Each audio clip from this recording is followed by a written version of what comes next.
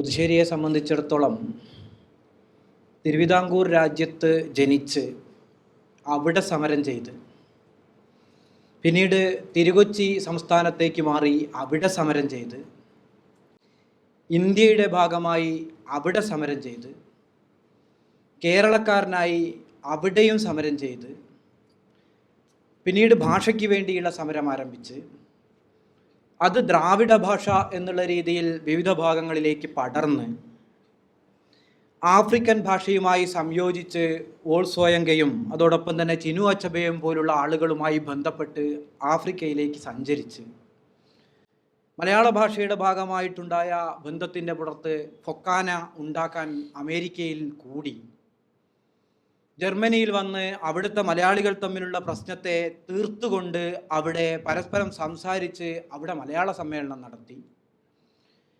അങ്ങനെ തിരുവിതാംകൂറിൽ ജനിച്ച് വിശ്വപൗരനായി പടർന്ന് വളർന്ന തികച്ചും മലയാളിയായി തിരിച്ചു വന്ന് മരിച്ച ആളായിരുന്നു നമ്മുടെ പുതുശ്ശേരി എന്നാണ് മലയാള ഐക്യവേദി എന്നുള്ള പ്രസ്ഥാനം രൂപപ്പെടുന്നത് മുതൽ വളരെ കുറച്ചു കാലം കൊണ്ട് അദ്ദേഹത്തെ പരിചയപ്പെട്ടപ്പോൾ നമ്മൾ മനസ്സിലാക്കിയത്. വിശ്വപൗരൻ എന്നൊക്കെ പറഞ്ഞ് നമ്മൾ ആളുകളെ എപ്പോഴും പുകഴ്ത്താറ് അത് യൂറോപ്പിൽ നിന്ന് ഇങ്ങോട്ട് വന്ന ആളുകളെ യൂറോപ്പിൽ പോയി യൂറോപ്യനായി ആ യൂറോപ്പിൻ്റെ ഭാഗമായി നിന്നുകൊണ്ട് പിന്നീട് ആ യൂറോപ്പിൻ്റെ വിവിധ ഭാഗങ്ങളിലൂടെ സഞ്ചരിച്ച് കേരളത്തിലേക്ക് എത്തിക്കഴിഞ്ഞാൽ അവർ വിശ്വപൗരന്മാരായി മാറുകയും എന്നാൽ ഇവിടുന്ന് അങ്ങോട്ട് നോക്കിയ ആളുകളെ, അങ്ങനെയാണല്ലോ യൂറോ സെൻട്രിസം എന്നൊക്കെ നമ്മുടെ ചരിത്രകാരന്മാർ പറയുക, അങ്ങനെയാണല്ലോ അവിടുന്ന് ഇങ്ങോട്ട് വന്ന ആളുകൾ വിശ്വപൗരന്മാരായി മാറുകയും ഇവിടുന്ന് അങ്ങോട്ട് നോക്കിയ ആളുകൾ പലപ്പോഴും വിശ്വപൗരന്മാരാണോ എന്ന് നമ്മൾ സംശയിക്കുകയും ചെയ്യുന്നു എന്നുള്ളതാണ് ഇതിൻ്റെ ഒരു വൈരുദ്ധ്യം. ഞാൻ ആദ്യമായി പുതുശ്ശേരിയുമായി ബന്ധപ്പെടുന്നത് മലയാള ഐക്യവേദി ഉണ്ടാക്കുന്നതിന് മുമ്പേ 2009 മാർച്ചിൽ, ഇതും മാർച്ച് മാസമാണ്, ട്രിവാൻഡ്രം ക്ലബ്ബിൽ വെച്ചിട്ട് ചില പ്രശ്നങ്ങൾ, മലയാളം അനുഭവിക്കുന്ന ചില പ്രശ്നങ്ങൾ ചർച്ച ചെയ്യാൻ വേണ്ടി വടകരയിൽ നിന്നും പെരിന്തൽമണ്ണയിൽ നിന്നുമായിട്ട് പവിത്രഭാഷയും 1-2 ആളുകളും വരുന്നു. അങ്ങനെ ഞങ്ങൾ പുതുശ്ശേരിയെ പോയി കാണുന്നുണ്ട്. അതിന് മുന്നേ തന്നെ പുതുശ്ശേരി എന്ന് കേൾക്കുകയും പുതുശ്ശേരിയെ കുറേയൊക്കെ ചെറുതായിട്ട് വായിക്കുകയൊക്കെ ചെയ്ത ആളുകളാണ് വന്നവരധികവും, ഞാൻ ഉൾപ്പെടെ. ഞാൻ കേൾക്കുന്ന സാഹചര്യം ഉണ്ടാകുന്നത് 2002 ഞാൻ PG ഒക്കെ കഴിഞ്ഞ് നാട്ടിലെത്തിയപ്പോൾ, എൻ്റെ നാട് കോഴിക്കോട് ജില്ലയിലെ കൊയിലാണ്ടിക്ക് അടുത്ത് അരിക്കുളത്താണ്. അന്ന് പണിയൊന്നും ഇല്ലാത്തത് കൊണ്ടാണെന്ന് തോന്നുന്നു നാട്ടിൻ്റെ ചരിത്രം എഴുതാൻ എന്നെ പഞ്ചായത്ത് ഏൽപ്പിക്കുകയാണ്, അവിടുത്തെ കുറേ ആളുകളെയും കൂട്ടിയിട്ട്. അങ്ങനെയാണല്ലോ, പണിയൊന്നും ഇല്ലാത്തവരല്ലേ പക്ഷേ ചരിത്രം എഴുതുക. അപ്പം പണിയൊന്നും ഇല്ലാത്തതുകൊണ്ടായിരിക്കും എന്നെ ഏൽപ്പിക്കുകയാണ്. അങ്ങനെ നാട് മുഴുവൻ നടന്ന് നമ്മൾ പലതും അന്വേഷിച്ചു, പഴയ ആളുകളെയൊക്കെ കണ്ടു, പലതും അന്വേഷിച്ചു, ചിലതൊക്കെ കുറിച്ചു വെച്ചു. ആ സമയത്ത് പിന്നെ ഒരു പണി കിട്ടിയതിൻ്റെ ഭാഗമായിട്ട് ഞാനിങ്ങ് പോരുകയും ചെയ്ത് ചരിത്രരചന പൂർത്തിയായതുമില്ല. എങ്കിലും നാടുമായി ബന്ധപ്പെട്ട കുറേ കാര്യങ്ങൾ അന്വേഷിച്ചിരുന്നു. അതൊക്കെ കഴിഞ്ഞു നമ്മൾ കുറേ സാങ്കേതിക കണ്ടെത്തി, നമ്മുടെ അവിടുത്തെ ചരിത്രകാരന്മാരൊക്കെ ആയിട്ട് ചർച്ച ചെയ്തു. അതൊക്കെ കഴിഞ്ഞതിന് ശേഷം 2007 കഴിഞ്ഞ് 2008 സമയത്ത് എൻ്റെ സുഹൃത്ത് ദിനേശൻ, ഇപ്പോഴത്തെ ആർക്കിയോളജി ഡയറക്ടർ ദിനേശൻ വിളിച്ചു പറയുന്നത്, പുതുശ്ശേരിയുടെ ഒരു പുസ്തകം വന്നിട്ടുണ്ട്, നമ്മളെ നാട്ടിലൊരു രേഖയുണ്ട് അതിലൊന്നും, ഞങ്ങൾക്ക് ആർക്കും നാട്ടുകാർക്കും ഒന്നും അറിഞ്ഞുകൂടാത്തൊരു രേഖയോ, നമ്മളവിടുത്തെ ചരിത്രം അന്വേഷിച്ച് പോയ ആളുകളല്ലേ. അങ്ങനെ അത് അന്വേഷിച്ചപ്പോഴാണ് മനസ്സിലാവുന്നത്, ഞങ്ങളുടെ നാട്ടിലെ ഒരു ക്ഷേത്രത്തിൽ, കുറുമ്പ്രനാട് താലൂക്കിലെ തിരുവങ്ങൂർ ക്ഷേത്രം എന്നാണ് പുതുശ്ശേരി രേഖപ്പെടുത്തിയത്. തിരുവങ്ങായൂർ ക്ഷേത്രമാണ്, തിരുവങ്ങൂർ ക്ഷേത്രം വേറെയുണ്ട്. തിരുവങ്ങായൂർ ക്ഷേത്രത്തിൽ 2 ശിലാലിഖിതങ്ങളുണ്ട് എന്നും ഭാസ്കര രവിവർമ്മയുടെ കാലത്തുള്ള ശിലാലിഖിതങ്ങളാണ് എന്നും, അങ്ങനെ ആ ലിഖിതം അന്വേഷിച്ച് അവിടെ പോയി അവിടുന്ന് ഇത് കണ്ടുപിടിക്കാൻ കഴിഞ്ഞില്ല. അങ്ങനെ കണ്ടുപിടിക്കാൻ കഴിഞ്ഞില്ല, അവസാനം അവിടുന്ന് അന്വേഷിച്ച് പോയപ്പോൾ ഒരു ലിഖിതം അവിടെ ഒരു കെട്ടിനടിയിൽ കണ്ടിട്ടുണ്ട് പണ്ട് എന്നൊരാളുടെ അടുത്ത് നിന്ന് വിവരം കിട്ടി. ഒരു ലിഖിതത്തെക്കുറിച്ച് ഇപ്പോഴും ഞങ്ങളുടെ നാട്ടിന്, എനിക്ക് ഉൾപ്പെടെ, ഞങ്ങൾക്ക് ആർക്കും ഒരു ധാരണയും ഇല്ല അതെവിടെ കിടക്കുന്നു എന്ന്. ഇതാണ് നമ്മുടെ ചരിത്രബോധം. ലിഖിതമുണ്ട്, ആ ലിഖിതത്തിൻ്റെ മുകളിൽ കൂടെ മറ്റൊരു കെട്ട് വന്നു കഴിഞ്ഞിരുന്നു. പിന്നീട് ആ കെട്ട് പൊളിച്ചിട്ട് അത് കണ്ടെത്തുകയൊക്കെ ചെയ്തു ആർക്കിയോളജി ഡിപ്പാർട്ട്മെൻറ്റ്. എന്തായാലും അന്ന് അങ്ങനെ കേട്ടിരുന്നു. നമ്മൾ 2009 മാർച്ചിൽ പുതുശ്ശേരിയെ കാണുകയും അന്ന് പുതുശ്ശേരിയുമായി സംസാരിക്കുകയും അന്ന് ബിരുദ പുനഃസംഘടനയുമായി ബന്ധപ്പെട്ട് കേരളത്തിൽ നിന്ന് മലയാളം ഒലിച്ചു പോയിക്കൊണ്ടിരിക്കുന്ന ഒരു കാലമാണ്. ക്രെഡിറ്റ് ആൻഡ് സെമസ്റ്റർ സിസ്റ്റം വരുന്നു.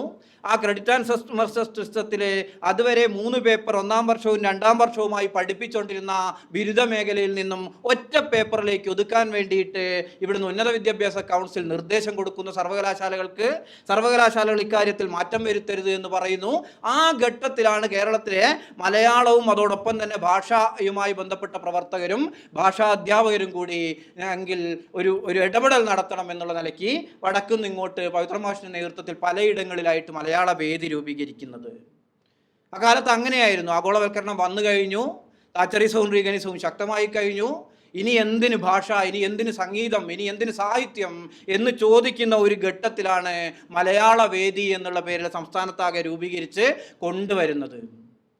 അന്ന് തന്നെ മാഷ് പറയുന്നുണ്ട്, പവിത്ര മാഷ് പറയുന്നുണ്ട്, ആ ചർച്ചയിൽ ആ പുതുശ്ശേരിയുടെ വീട്ടിൽ വന്നിട്ട്, നമ്മുടെ KPCC ഓഫീസിൻ്റെ അടുത്തുള്ള വീട്ടിൽ വന്നിട്ട് ചർച്ചയിൽ പവിത്ര മാഷ് പറയുന്നുണ്ട്, അനുഭവപരമായ ചരിത്രത്തെ അനുഭവപരമായി നമുക്ക് അനുഭവപ്പെടണമെങ്കിൽ അത് സാഹിത്യത്തിലൂടെയും കലയിലൂടെയും അല്ലേ മാഷയെ കഴിയാൻ. മാഷ് അതിനെക്കുറിച്ച് വളരെ വിശദമായിട്ട് പറയുന്നുണ്ട്. അതിലൊരു കാര്യം മാഷ് പറയുന്നത്, അതുകൊണ്ടാണല്ലോ മതങ്ങൾ നിലനിൽക്കുന്നത് എന്നാണ്. പുതുശ്ശേരി മാഷ് അന്ന് പറഞ്ഞാണ്, അതുകൊണ്ടാണല്ലോ മതങ്ങൾ നിലനിൽക്കുന്നത്. നമുക്കറിയാം, ഇവിടെ ചരിത്രകാരന്മാരും സാമൂഹ്യശാസ്ത്രജ്ഞന്മാരും പ്രകൃതി ശാസ്ത്രജ്ഞന്മാരും കുറേ എണ്ണവും കണക്കും അതിൻ്റെ സിദ്ധാന്തമൊക്കെ പറയുമ്പോൾ ഒറ്റ പാട്ടിലൂടെ, ഒറ്റ കഥയിലൂടെ, ഒരു ഐതിഹ്യത്തിലൂടെ മതങ്ങൾ അതിനൊക്കെ ചിലപ്പോൾ മറിച്ചിടും അല്ലേ. പുതിയ ഇന്ത്യ പോലും സ്ഥാപിക്കുന്നത് 2 സീരിയലുകളിലൂടെയാണ് എന്ന് അരവിന്ദ് രാജഗോപാൽ അല്ലേ പക്ഷേ പൊളിറ്റിക്സ് ആഫ്റ്റർ ടെലിവിഷൻ എന്ന് പറഞ്ഞ പുസ്തകത്തിൽ പറയുന്നുണ്ട്. 2 സീരിയൽ, ഒരു രാമായണവും മഹാഭാരതവും. 2 സീരിയൽ ഇന്ത്യ അന്ന് വരെ ഉണ്ടാക്കിയ സയന്റിഫിക് ടമ്പറിനെ ആകെ തകർത്ത് 2 സീരിയൽ കൊണ്ട് ഇന്ത്യയുടെ ചരിത്രത്തെ തന്നെ അട്ടിമറിച്ച ഒരു സംഗതി. അപ്പം അന്ന് പുതുശ്ശേരി മാഷ് പറയുന്നത്, അതുകൊണ്ടാണല്ലോ മതങ്ങൾ നിലനിൽക്കുന്നത് എന്നുള്ളത്. അന്ന് എനിക്ക് അതിൻ്റെ അത്ര ആശയം മനസ്സിലായിരുന്നില്ല. പിന്നീട് അരവിന്ദ് രാജഗോപാലിൻ്റെ പൊളിറ്റിക്സ് ആഫ്റ്റർ ടെലിവിഷൻ വായിക്കുമ്പോഴാണ് അന്ന് ആ പറഞ്ഞതിൻ്റെ ആ ഒരു സൗന്ദര്യം അല്ലെങ്കിൽ അതിൻ്റെ ഒരു തിരിച്ചറിവ് നമുക്കും വരുന്നത്. ആ ഒരു തുടക്കം ഉണ്ടാകുന്നു. അങ്ങനെ മലയാള വേദിയുടെ ഒരു സമ്മേളനം എന്നുള്ള നിലയ്ക്ക് അന്നത്തെ പഴയ ട്രിവാൻഡ്രം ക്ലബ്ബിൽ വെക്കുന്നു. ട്രിവാൻഡ്രം ക്ലബ്ബിൽ അന്ന് അത് ഉദ്ഘാടനം ചെയ്യുന്നത് പുതുശ്ശേരിയാണ്. പുതുശ്ശേരി അന്ന് പറയുന്നത്, KN പണിക്കരോട് നമ്മൾ നന്ദി പറയണം എന്നാണ്.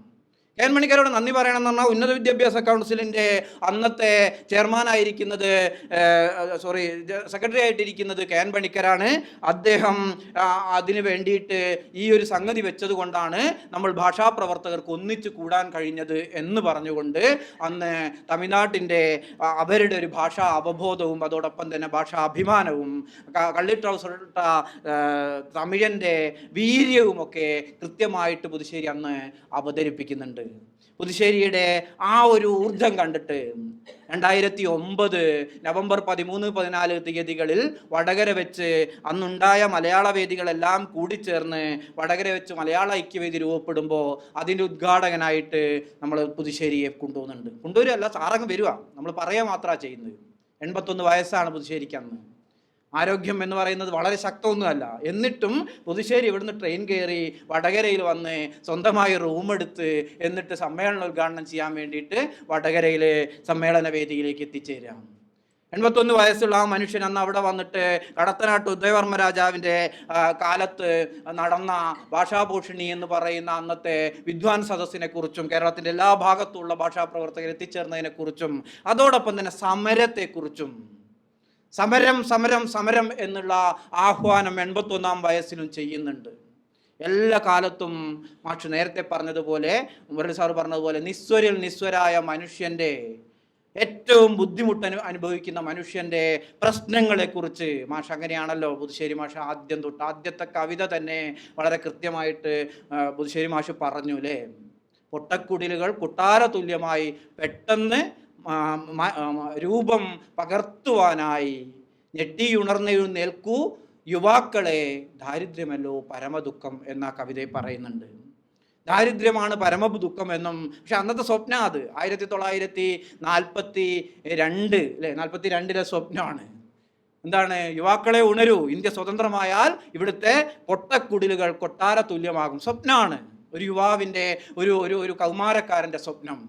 അന്ന് ഇന്ത്യയിലെ കോൺഗ്രസിൻ്റെ പ്രവർത്തകരൊക്കെ അങ്ങനെ തന്നെയായിരിക്കും വിചാരിച്ചത്. പക്ഷേ സ്വാതന്ത്ര്യം കിട്ടി. സ്വാതന്ത്ര്യം കിട്ടി വളരെ വേഗത്തിൽ കോൺഗ്രസിൽ നിന്നും അപ്പോഴേക്കും കമ്മ്യൂണിസ്റ്റ് പാർട്ടിയിലേക്ക് എത്തുന്നു പുതുശ്ശേരി ഉൾപ്പെടെയുള്ള ആളുകൾ. ഇത് നടക്കുന്നില്ല എന്ന് കണ്ട് പുതുശ്ശേരി പിന്നീട് പറയുന്നുണ്ട്. ഒരിക്കൽ ഞാനും രൂപേഷും കൂടി പുതുശ്ശേരി കണ്ട് ഒരു ചരിത്രപരമായ ഒരു സംശയം. രൂപേഷ് ഇപ്പം വെല്ലൂർ ഇൻസ്റ്റിറ്റ്യൂട്ട് ഓഫ് ടെക്നോളജിയിലെ അധ്യാപകനാണ് തമിഴ്നാട്ടിൽ. അപ്പോൾ രൂപേഷ് ഇങ്ങനെ കണ്ടിട്ട് ഒരു ദിവസം ആ വീട്ടിൽ ചെന്നപ്പോൾ പറയുന്നുണ്ട്, ഞങ്ങൾ ആദ്യം വിളിച്ച മുദ്രാവാക്യം തന്നെയാണ് ഇപ്പോഴും കമ്മ്യൂണിസ്റ്റ് പാർട്ടി വിളിക്കുന്നതെന്ന്. ഒന്നാം വർഷം 1948 ഇന്ത്യ നിന്നുടെ വിരിമാറിൽ സ്വാതന്ത്ര്യക്കൊടി പാറിയിട്ട് വർഷം 1 കഴിഞ്ഞില്ലേ, ഇന്ത്യയെ നിന്നുടെ ഗതി എന്ത് എന്ന അന്ന് മുദ്രാവാക്യം വിളിക്കുന്ന അതേ മുദ്രാവാക്യം തന്നെയാണ് 2008-9 കാലഘട്ടങ്ങളിലും പുതുശ്ശേരി കേൾക്കുന്നത് എന്ന് പുതുശ്ശേരി പറയും. ഇക്കഴിഞ്ഞ വർഷവും DYFIയുടെ ഒരു മുദ്രാവാക്യത്തിൽ വർഷം 78 കഴിഞ്ഞില്ലേ, ഇന്ത്യയെ നിന്നുടെ ഗതി എന്ത് എന്നുള്ള മുദ്രാവാക്യം ശരിയാണ്. അത് അന്നും ഇന്നും ശരിയായ മുദ്രാവാക്യം തന്നെയാണ്. അപ്പം വലിയ സ്വപ്നങ്ങൾ കണ്ട് സ്വാതന്ത്ര്യത്തിലേക്ക് നടന്നെടുത്ത ഇന്ത്യ, മലയാളത്തിൻ്റെ പേരിലുണ്ടായ കേരളം, അതോടൊപ്പം തന്നെ മലയാള ഭാഷയുടെ പരിപോഷണത്തിനും കലയുടെയും കേരള സംസ്കാരത്തിൻ്റെയും കലയുടെയും പരിപോഷണത്തിനും വേണ്ടിയുണ്ടായ കേരള സർവകലാശാല സ്റ്റാറ്റ്യൂട്ടിൻ്റെ പ്രീആമ്പിളിൽ വളരെ കൃത്യമായിട്ട് എഴുതി വെച്ചിട്ടുണ്ടല്ലോ, മലയാള ഭാഷയുടെ പരിപോഷണം, കേരളത്തിൻ്റെ കലയുടെയും സാഹിത്യത്തിൻ്റെയും പരിപോഷണം കൃത്യമായി എഴുതി വെച്ചിട്ടുണ്ട്. ഇപ്പോൾ അത് അങ്ങനെ തന്നെയാണ്. തിരുവിതാംകൂർ സർവകലാശാല എന്ന കേരള സർവകലാശാലയിലും കൃത്യമായി അങ്ങനെയാണ്. പക്ഷേ മലയാളത്തിൻ്റെ പരിപോഷണത്തിനായി നിർമ്മിച്ച ആ സർവകലാശാലയിൽ മലയാളം പാടേ ഇല്ലാതാവുന്ന കാഴ്ചയാണ് നമ്മൾ കണ്ടത്. പിന്നെ ഇപ്പോഴും അങ്ങനെ തന്നെ. ഏറ്റവും പുതുതായിട്ട് കിട്ടിയ സംഘടനയ്ക്ക് കിട്ടിയ ഐക്യ മലയാള പ്രസ്ഥാനത്തിന് കിട്ടിയ വിവരാവകാശത്തിലും പറയുന്നത് FYUGP എന്ന് പറയുന്ന പുതിയ പ്രോഗ്രാമിൽ മുമ്പ് നിങ്ങൾക്ക് ഇവിടുത്തെ സോഷ്യോളജിയോ ചരിത്രമോ മറ്റൊക്കെ മലയാളത്തിൽ കൂടി ഉത്തരം എഴുതായിരുന്നുവെങ്കിൽ ഇനി നിങ്ങൾക്ക് ഇംഗ്ലീഷിൽ മാത്രമേ ഡിഗ്രിക്ക് എഴുതാൻ കഴിയൂ എന്നാണ് പുതിയ FYUGPയുടെ ഉത്തരമായിട്ട് സർവകലാശാല തന്നുകൊണ്ടിരിക്കുന്നത്. മലയാളത്തിൻ്റെ പരിപോഷണത്തിനായിട്ടുണ്ടാക്കിയ സർവകലാശാല ഒരു കുട്ടിക്ക് അയാൾക്ക് മലയാളമാണ് ഏറ്റവും വ്യുൽപ്പത്തിയുള്ളതെങ്കിൽ അതിൽ പരീക്ഷ എഴുതണമെന്ന് ആവശ്യപ്പെട്ടാൽ പോലും കൊടുക്കാൻ പറ്റാത്ത രീതിയിലേക്ക് എഴുതി വെക്കുന്ന ഒരു കാലഘട്ടത്തിലാണ് ഇപ്പം നമ്മൾ ജീവിക്കുന്നത്. മുമ്പും ഇതിങ്ങനെയൊക്കെ തന്നെയായിരുന്നു. വലിയ സമരങ്ങൾ നടക്കുകയാണ്. 1977 ലോക മലയാള സമ്മേളനം നടത്തുന്നു. പിന്നീട് അമേരിക്കയിൽ പോയിട്ട് 2ാം മലയാള സമ്മേളനം നടത്തുന്നു. ജർമ്മനിയിൽ പോയിട്ട് 3ാം മലയാള സമ്മേളനം നടത്തുന്നു. അതോടൊപ്പം തന്നെ പലതരത്തിലുള്ള പോരാട്ടങ്ങളാണ്. 77 മലയാള സമ്മേളനം നടത്താൻ പുതുശ്ശേരി പറയുന്ന വളരെ പ്രധാനപ്പെട്ട ഒരു കാരണമുണ്ട്. പുതുശ്ശേരി സിൻഡിക്കേറ്റ് മെമ്പറായിട്ട് വരുന്നു. മലയാളത്തിൽ നിന്നാണ് സിൻഡിക്കേറ്റ് മെമ്പറായിട്ട് വരുന്നത്. ആ മലയാളത്തിൽ സിൻഡിക്കേറ്റ് മെമ്പറായിട്ട് വന്ന് പിറ്റേന്ന് രാവിലെ ആ അദ്ദേഹത്തിൻ്റെ ഇരിക്കുന്ന റൂമിന് ചേംബറിന് മുമ്പിൽ പോയി നോക്കുമ്പോൾ ചെരുപ്പ് തൂങ്ങിക്കിടക്കുന്നു, പഴയ ചെരുപ്പ്. ആരാണ് തൂക്കിയതെന്ന് അറിയില്ല. അന്നത്തെ ചില CPM നക്സലൈറ്റ് പ്രശ്നങ്ങളൊക്കെ ആയിരിക്കാം. പക്ഷെ അത് തൂക്കിയിട്ട ആളെ അവിടെ ഉണ്ടായിരുന്ന ഡിപ്പാർട്ട്മെൻറ്റ് ഹെഡിനും അതോടൊപ്പം തന്നെയുള്ള മറ്റ് അധ്യാപകർക്കും അറിയാം. പക്ഷെ അവരാരും അതിനെ എതിർത്തില്ല. അന്ന് രാത്രി എനിക്ക് ഉറക്കം വന്നില്ല. അന്നാണ് ഞാൻ തീരുമാനിച്ചത് ഈ സിൻഡിക്കേറ്റിൽ ഇരുന്നു കൊണ്ട് വ്യത്യസ്തമായ എന്തെങ്കിലും ചെയ്യണം. അങ്ങനെ വ്യത്യസ്തമായ എന്തെങ്കിലും ചെയ്യണം എന്ന് തീരുമാനിച്ചിട്ടാണ് ലോക മലയാള സമ്മേളനത്തിലേക്ക് തൻ്റെ ബന്ധങ്ങൾ, നേരത്തെ NE ബലറാമിനെ കുറിച്ചും NE ബലറാമും അച്യുതമേനോനും പിന്നീട് വന്ന ആൻ്റണിയും ഒക്കെ ആയിട്ടുള്ള തൻ്റെ ബന്ധങ്ങളും അതുവരെയുള്ള സംഘടനാ പ്രവർത്തനങ്ങളും അതുവരെയുള്ള സമരപോരാട്ടത്തിൻ്റെ ഊർജവും രൂപപ്പെടുത്തിയിട്ട് ആദ്യമായിട്ട് ലോക മലയാള സമ്മേളനം നടത്തുന്നത്. ആ മലയാള സമ്മേളനത്തിൽ നിന്നാണ് ഇപ്പോഴത്തെ ലോക കേരള സഭ എന്ന് പറഞ്ഞ സംഗതിയിലെ ആശയങ്ങൾ പോലും പൊട്ടിമുളച്ച് രൂപപ്പെട്ട് വരുന്നത്. അന്ന് അവിടെ നടന്ന ചർച്ചകൾ, അന്ന് 8 പേജോളമുള്ള ഒരു ചോദ്യാവലി ലോകത്തിൻ്റെ വിവിധ ഭാഗങ്ങളിലുള്ള മലയാളികളുടെ സംഘടനകൾക്ക് പുതുശ്ശേരി അയച്ചു കൊടുക്കുകയാണ്. അങ്ങനെ അയച്ചു കൊടുത്ത അതിൽ നിന്നും കിട്ടിയ മറുപടിയിലാണ് കേരള യൂണിവേഴ്സിറ്റിയിലെ സോഷ്യോളജി ഡിപ്പാർട്ട്മെൻറ്റും പൊളിറ്റിക്സ് ഡിപ്പാർട്ട്മെൻറ്റും അത് കൈമാറി അവർ പിന്നീട് ചില രേഖകൾ, ചില പ്രബന്ധങ്ങൾ ഉണ്ടാക്കി. അതോടൊപ്പം തന്നെ അന്നത്തെ IAS ഓഫീസറായിരുന്ന പിന്നീട് MB ഒക്കെ ആയിരുന്ന S കൃഷ്ണകുമാർ അതുമായി ബന്ധപ്പെട്ട് ലേഖനം എഴുതി. ആ ലേഖനം വെച്ചുകൊണ്ടാണ് പിന്നീട് CDSൽ പഠനങ്ങൾ നടക്കുന്നത്. ആ പഠനങ്ങളുടെ പുറത്താണ് പിന്നീട് കേരളത്തിൽ ലോക കേരള സഭ എന്ന് പറയുന്ന ഇപ്പം കേരളത്തിൻ്റെ നിയമസഭ കഴിഞ്ഞാൽ ഏറ്റവും പ്രധാനപ്പെട്ട സഭയിലേക്ക് കാലം രൂപപ്പെടുത്തിയെടുക്കുന്നത്. അപ്പം ചെറിയ പണികളല്ല. ഒരു വിശ്വപൗരൻ എന്നുള്ള രീതിയിൽ ലോകത്തെ കാണുന്നത് തന്നെ നോക്കണം. നേരെ അങ്ങ് യൂറോപ്പിലേക്ക് പോവുകയല്ല. ദ്രാവിഡത്തിലേക്ക്, മലയാളത്തിൽ നിന്ന് ദ്രാവിഡത്തിലേക്കും ദ്രാവിഡത്തിൽ നിന്ന് ആഫ്രിക്കയിലേക്കും പിന്നീട് തിരിച്ചു വന്ന് കണ്ണശനിലേക്കൊക്കെ പോയിട്ടാണ് അദ്ദേഹം യൂറോപ്പിലേക്കും അമേരിക്കയിലേക്കും കണ്ണോടിക്കുന്നത് എന്നുള്ളതാണ്. അപ്പം ഞാൻ പറഞ്ഞു വന്നത്, പോരാട്ടമായിരുന്നു അവസാനം വരെ. വടകര സമ്മേളനത്തിൽ അദ്ദേഹം ഞങ്ങൾക്കെല്ലാം പോരാട്ടത്തിനുള്ള ഊർജം തരുന്നു. അതോടൊപ്പം തന്നെ ആ വർഷം ഇതേ വേദിയിൽ, ഇതേ കസേരയാണോ എന്ന് എനിക്കറിയില്ല, ഇതേ വേദിയിൽ വന്നിരുന്നിട്ട് കേരളത്തിൻ്റെ അന്ന് ഇനി മലയാളമില്ല എന്ന് തീരുമാനിക്കപ്പെട്ട കാലമായതുകൊണ്ട് ഹിന്ദിയിലെ 9ാം ക്ലാസ്സിലെ പാഠപുസ്തകത്തിന് അന്ന് വരെ മലയാളത്തിലായിരുന്നു അർത്ഥം ഉള്ളൊരു ഭാഗമുണ്ടല്ലോ അവസാനം, അർത്ഥം കൊടുത്തിരുന്നെങ്കിൽ ആ വർഷം 2009 കൊടുത്തിരുന്നത് ഇംഗ്ലീഷിലായിരുന്നു. അതിന് അവർ പറഞ്ഞ കാരണം കുട്ടികൾക്കെല്ലാം ഇപ്പം ഇംഗ്ലീഷേ അറിയൂ എന്നുള്ളതാണ്. മലയാളത്തിൽ എന്തിനാണ് കൊടുക്കുന്നത് എന്നായിരുന്നു ചോദിച്ചത്. അന്ന് ഇവിടെ വന്ന് പത്രസമ്മേളനം നടത്തുകയാണ് പുതുശ്ശേരി 2009. ആ പത്രസമ്മേളനത്തിൻ്റെ അടിസ്ഥാനത്തിൽ അന്ന് MA ബേബി വിദ്യാഭ്യാസ മന്ത്രിയാണ്. അദ്ദേഹത്തെ കയറി കാണുന്നു. അദ്ദേഹത്തെ കയറി കാണുമ്പം തന്നെ ബേബി സഖാവ് എഴുന്നേറ്റിട്ട് ചോദിക്കുകയാണ്, പുതുശ്ശേരി ഞാൻ അങ്ങോട്ട് വരുമായിരുന്നല്ലോ എന്ന്. ഈ വർഷം ഇത് മാറ്റിയിരിക്കും എന്ന് പുതുശ്ശേരിക്ക് ഉറപ്പ് കൊടുക്കുകയാണ് അന്നത്തെ വിദ്യാഭ്യാസ മന്ത്രി. പിറ്റത്തെ വർഷം മാറ്റി, ഇംഗ്ലീഷും മലയാളവും കൂടി വന്നു. മലയാളത്തെ തിരിച്ചു കൊണ്ടുവരാനുള്ള പോരാട്ടമായിരുന്നു ആദ്യന്തം അദ്ദേഹം നടത്തിയത്. അപ്പം അങ്ങേയറ്റം എളിമയോടുകൂടി ഒരു പ്രാവശ്യം, ഞാൻ ആകെ 3-4 പ്രാവശ്യമാണ് വീട്ടിൽ പോയത്. ഒരു പ്രാവശ്യം ചെന്നപ്പോൾ അവിടുന്ന് എന്തോ എഴുതിക്കൊണ്ടിരിക്കുന്നു, ഞാനും രൂപേഷും ഉള്ളത്. അപ്പം ഞാൻ എന്തോ എഴുതിക്കൊണ്ടിരിക്കുന്നു. ആ എഴുതിയ സാധനം നമുക്ക് തന്നിട്ട്, ഞങ്ങൾ ആരാണ്, എന്താണ്, എന്ത് പഠിച്ചതാണ് ഒന്നും പുതുശ്ശേരിക്ക് വലിയ പിടുത്തൊന്നുമില്ല, നമുക്ക് തന്നിട്ട് നിങ്ങളിതൊന്ന് വായിച്ചു നോക്കുന്നൊരു അഭിപ്രായം പറയുന്നു. പ്രത്യേകിച്ച് കാര്യമൊന്നുമില്ല. ഓമനശീലൻ എന്ന് പറയുന്ന ഇവിടെ ലൈസെറ്റി ലൈബ്രറിയിലെ ലൈബ്രറിയനായിട്ടുള്ള ഒരു ആളുണ്ട്. അദ്ദേഹത്തിന് 22-23 വയസ്സിൽ ഒരു ഗവേഷണം, പുതുശ്ശേരിയുടെ രചനകളെക്കുറിച്ചുള്ള ഒരു ഗവേഷണത്തിന് വേണ്ടി പുതുശ്ശേരിയുടെ അടുത്തെത്തുന്നു. കുറേ ദിവസം പുതുശ്ശേരിയുടെ ഒക്കെ കൂടെ നിന്നിട്ട് ഒരു ദിവസം വഞ്ചൂർ, അന്ന് പുതുശ്ശേരിക്കായിട്ടൊരു ലൈബ്രറി ഉണ്ട് പോലും, ഏതാണെന്ന് എനിക്കറിയില്ല. അങ്ങനെ ആ ലൈബ്രറിയിലേക്ക് ഓമനശീലനെയും കൂട്ടി പോവുകയാണ്. എന്നിട്ട് വഴിയിൽ വെച്ച് ഓമനശീലനോട് ചോദിക്കുകയാണ്, ഓമനശീല എനിക്ക് എന്തെങ്കിലും കുഴപ്പമുണ്ടോ? ഓമനശീലൻ അന്ന് 10-22 വയസ്സേ ഉള്ളൂ. ഓമനശീലൻ തന്നെ ഞെട്ടി. മനുഷ്യനെ പറയാണ്, കഴിഞ്ഞ ദിവസം ഓമനശീലനെ കണ്ടപ്പം പറയും, ഞാൻ തന്നെ ഞെട്ടിപ്പോയി. 10-22 വയസ്സുള്ള എന്നോട് ചോദിക്കുകയാണ്, ഓമനശീല എനിക്ക് എന്തെങ്കിലും പോരായ്മകളുണ്ടോ എന്ന്. ആ മനുഷ്യൻ ഇത്രയും എളിമയോടും അതോടൊപ്പം തന്നെ എല്ലാ മേഖലയിലും പെട്ട ആളുകളോടും, അത് വലിപ്പച്ചെറുപ്പമോ പ്രായവ്യത്യാസമോ ഇല്ലാതെ, യാതൊരു മടിയുമില്ലാതെ ഇത്തരം ചോദ്യങ്ങൾ ഉന്നയിക്കാനും, അതോടൊപ്പം തന്നെ താൻ ചെറുപ്പം മുതൽ ഉന്നയിച്ച സമരത്തിന് വേണ്ടി അവസാനം വരെ പോരാടാനും, അത് ഏത് മനുഷ്യനെയും അത്തരം കാര്യങ്ങൾക്ക് വേണ്ടി ഏത് മനുഷ്യരോടൊപ്പം ചേരാനും സഹായിക്കാനും ഒക്കെ തയ്യാറാവുന്ന ഒരാൾ.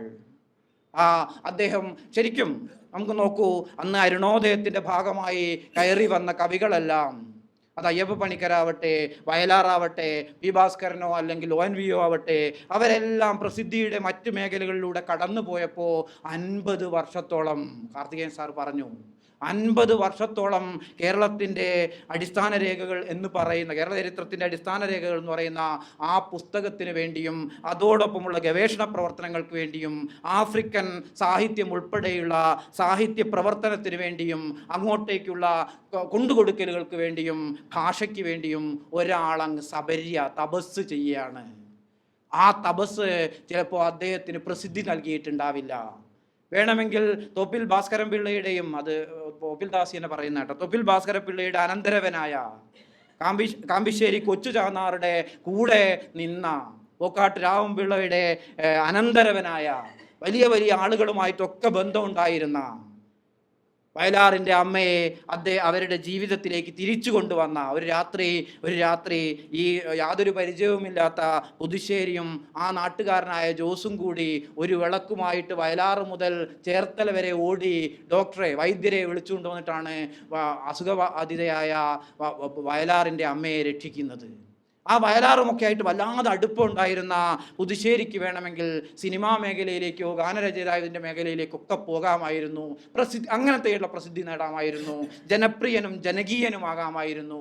അതിന് പകരം തൻ്റെ മേഖല ഇതാണെന്ന് തീരുമാനിച്ച് ആ മേഖലയിലൂടെ നടന്ന് ജനപ്രിയതയ്ക്കപ്പുറം തൻ്റെ ജീവിതം കൊണ്ട് ഈ സമൂഹത്തിന്, കേരളീയ സമൂഹത്തിന് ഗുണമുണ്ടാകണമെന്ന് കരുതിയ ആ മനുഷ്യയുടെ ഓർമ്മയാണ് ഇന്ന് മലയാള ഐക്യവേദിയുടെയും ഐക്യമലയാള പ്രസ്ഥാനത്തിൻ്റെയും കൂടെ നടന്ന അദ്ദേഹത്തെ എല്ലാവർക്കും വേണ്ടി ഒരിക്കൽ കൂടി ഓർമ്മിച്ചുകൊണ്ട് ഞാൻ നിർത്തുന്നു. നന്ദി, നമസ്കാരം.